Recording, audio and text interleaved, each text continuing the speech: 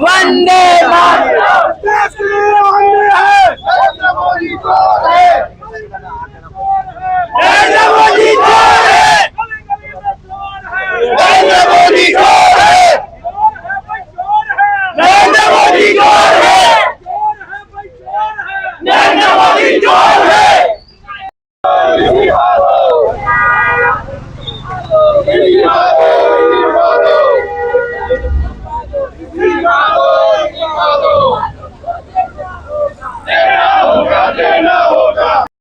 प्रेम करनारा देशना Gen Z student અને યુવા મોદી ધર્મેન્દ્ર પ્રધાન અને અમિત શાહના છોતરા કાઢી નાખવાના છે।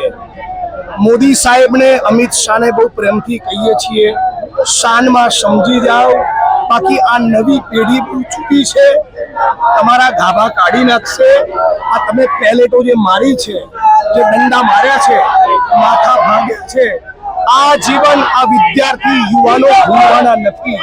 गुजरात अंदर पण 34 परीक्षा पेपर लीक थया, एक पण माणस साबरमती सेंट्रल जेलनी सलाखोनी पाछळ नहीं, एक पण केसमां ट्रायल पूरी थई नहीं। तमे गुजरात अने भारतना युवानोने मूर्ख बनाव्या छे। हवे गुजरात अने देशनो युवा मूर्ख बनवानो नहीं।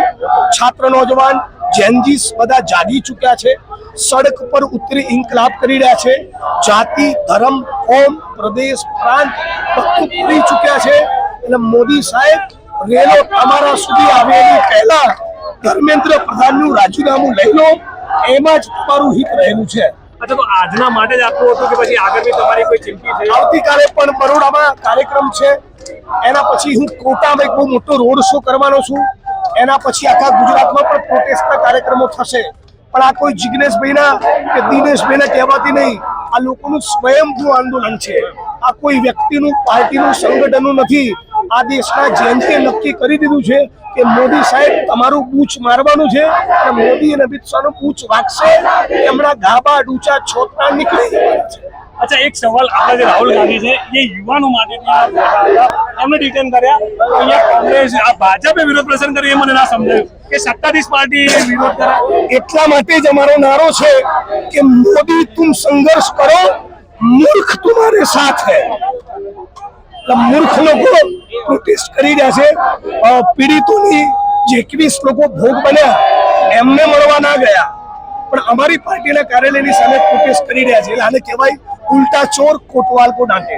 अच्छा, एक वस्तु बीजी भी सामे આવી રહી છે જે લોકોની પ્રતિક્રિયા છે કે જ્યારે કાલે લોકોની પ્રતિક્રિયા છે, લોકોની પ્રતિક્રિયા એવી છે કે બીજેપી વાળા જ્યારે બહાર નીકળે છે ડિટેન નથી કરતી, અને બીજા લોકો વિદ્યાર્થીઓ બહાર નીકળે છે એ લોકોને તાત્કાલિક ડિટેન કરે છે। એના વિશે તમારે ગુજરાત વિદ્યાર્થીઓનું એક એવું છે કે મેલોડી ને મેલોડી અને અમને દંડા, આ નહીં ચાલે, રાઈટ। અને પોલીસના મિત્રો હોય, સરકારી પ્રશાસનના માણસો, બધાને એવું જ કહેવા માંગુ છું કે તમારા દીકરા અને દીકરીઓ પણ અમારા પ્રોટેસ્ટમાં સાથે છે।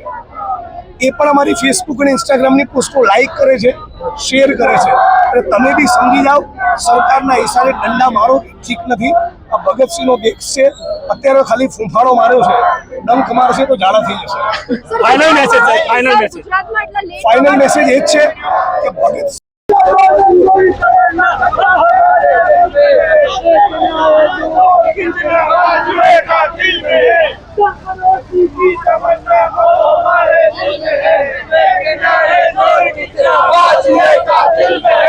सरफरोशी की तमन्ना अब हमारे दिल में है, देखना है बाजिए का दिल में।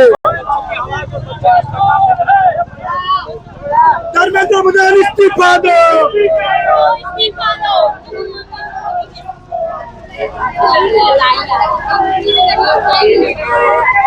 आजादी आजादी आजादी आजादी आजादी आजादी आजादी आजादी आजादी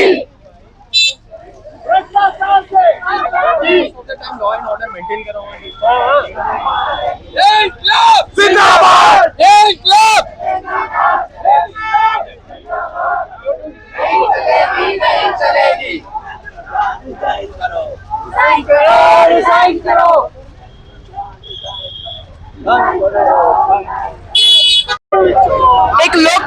चार स्तंभ होते हैं, जुडिशरी, एग्जीक्यूटिव, लेजिस्लेटिव और चौथी मीडिया.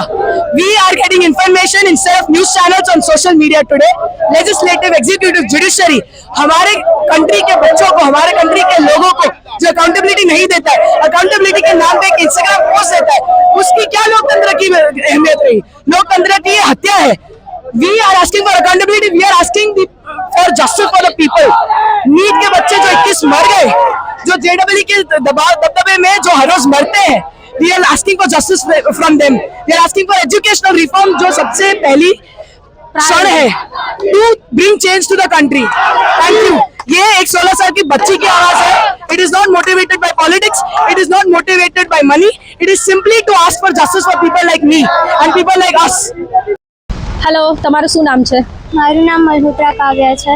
હા, તો તમે શું કહેવા માંગો છો? હું એકચ્યુઅલી નીટ એસ્પિરન્ટ છું અને જ્યારે મેં પહેલી 2026માં નીટ એક્ઝામ આપી એ વખતે મારે બહુ સારા 400+ માર્ક્સ થયા હતા. પણ આ રીનીટ એક્ઝામ પછી હું ડિપ્રેશનમાં ગઈ અને એના લીધે મારું કોઈ બી એક્ઝામ સારી નહીં ગઈ રીનીટમાં.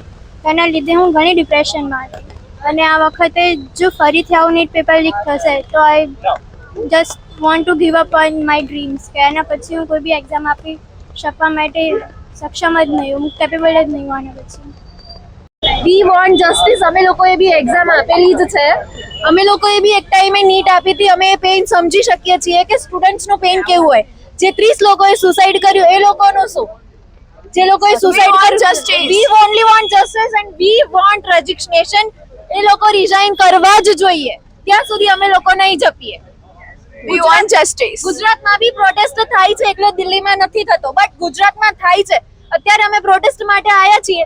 અમારા કરતા વધારે પોલીસનો રેશિયો છે. તમે જોઈ શકો છો બધી જ જગ્યાએ પોલીસ જ છે. પોલીસનો રેશિયો જ વધારે છે. તો સ્ટુડન્ટ શું કરે? પ્રોટેસ્ટ બી ના કરે. અને વિરોધ કરવો તો આપણો અધિકાર છે. એના ઉપર તમે શું કહેશો? વિરોધ કરવાનો અધિકાર છે. અમે લોકો વિરોધ કરીએ છીએ, બટ એ લોકો અમને કરવાની પરમિશન આપે છે કે નથી આપતા? આવી ગયા અમને ડિટેન કરવા. હવે ડિટેન કરીને પોલીસ સ્ટેશન લઈ જશે. અમે કરી શું શકવાના? સ્ટુડન્ટ છીએ એટલે અમે, અમારો કોઈ અધિકાર નથી. અમને જસ્ટિસ જોઈએ છીએ. Just we want justice. બીજું કાંઈ જ નહીં. Thank you. She is my daughter, મારી દીકરી છે. અને as a mother, as a parent, we really feel sad about what is happening. અમે નાના હતા ત્યારથી સાંભળી રહ્યા છે કે એજ્યુકેશનમાં રિફોર્મ આવશે. વિથ ધીસ ગવર્મેન્ટ ઘણા બધા રિફોર્મ આવ્યા છે. So it is all the more there responsibility કે આ કરી શકે છે. ફંડામેન્ટલ લેવલ પર અગર એ લોકો રિફોર્મ લાવશે તો દેર ઇઝ ડેફિનેટલી સ્કોપ કે કંઈક આગળ વધે. Children are not wrong in asking what they are asking for. That is all. જ્યારે સ્ટુડન્ટો પ્રોટેસ્ટ માટે નીકળે છે ત્યારે તરત જ ડિટેન કરવામાં આવે છે. કાલે ભાજપ વાળા બધા જ નેતાઓ, આગેવાનો રસ્તા ઉપર નીકળી પડ્યા હતા. જેમ વિરોધ પક્ષ છે, કોંગ્રેસ વાળા વિરોધ નહીં કરે તો શું કરશે? ભાજપ વાળાઓ એટલા મૂર્ખા છે કે વિરોધની સામે વિરોધ કરવા ચાલ્યા જાય છે. એમને કોઈ ડિટેન નહીં કરે. જેવા સ્ટુડન્ટ રસ્તા ઉપર આવશે તરત ડિટેન કરવાનું ચાલુ કરી દે છે. શું છે આ પોલીસ કાયદો? આ ડેમોક્રેસી છે?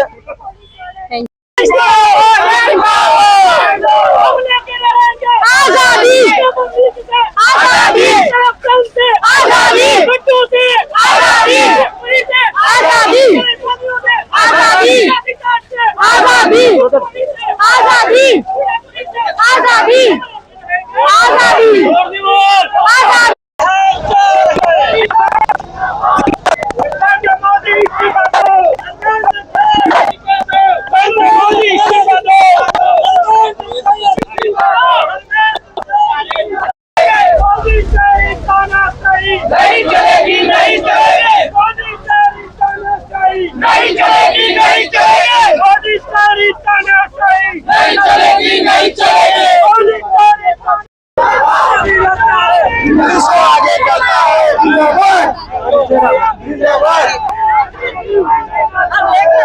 आजादी, हम लेकर रहेंगे, हम लेकर रहेंगे,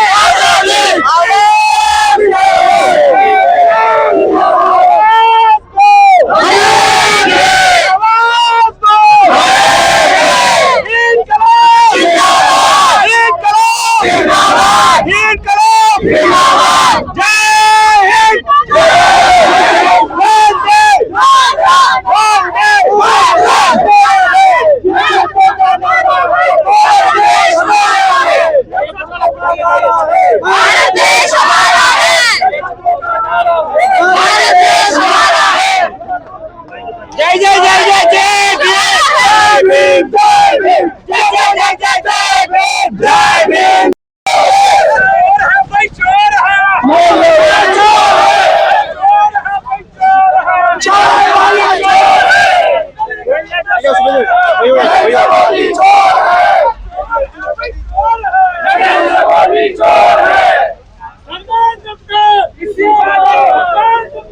ઇન્કલાબ જિંદાબાદ. ગાંધીનગરમાં એવું હતું કે લોકોને કે અહીંયા આટલી બધી ભીડ ભેગી નહીં થાય, પણ જે રીતની ભીડ ભેગી થઈ છે એ ગુસ્સો છે લોકોનો.